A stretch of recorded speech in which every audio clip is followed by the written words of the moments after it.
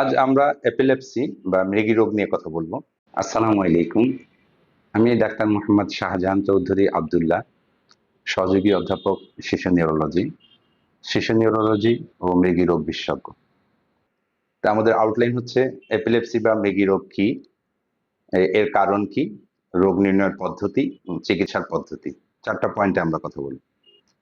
তো মৃগী রোগ বা এপিলেপসি বলা হয় যে কোনো কারণ বা প্রভোকেশন, যেমন জ্বর ইত্যাদি কারণ ছাড়া 24 ঘন্টার ব্যবধানে যদি দুবার খিঁচুনি হয়, এটাকে মৃগী রোগ বা এপিলেপসি বলা হয়।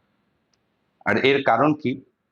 আমরা যেরকম যে ইলেকট্রিক্যাল লাইনের শর্ট সার্কিট দেখি, তো একইভাবে আমাদের ব্রেনের মধ্যে নার্ভ বা স্নায়ুতন্ত্রের নেটওয়ার্ক রয়েছে। সেখানে যদি অ্যাবনর্মাল ইলেকট্রিক্যাল অ্যাক্টিভিটি হয়, তা এপিলেপসি বা খিঁচুনি হিসেবে বাহিরে প্রকাশ পায়। আর রোগ নির্ণয়ের পদ্ধতি, রোগ নির্ণয় হচ্ছে যে অভিজ্ঞ ডাক্তাররা লক্ষণের ভিত্তিতে রোগ নির্ণয় করেন। সাপোর্টিভ ইনভেস্টিগেশন হিসেবে ইইজি, বিশেষ করে উন্নত দেশে এবং ঢাকাতেও বড় বড় সেন্টারে ভিডিও ইইজির সাহায্য নেওয়া হয়।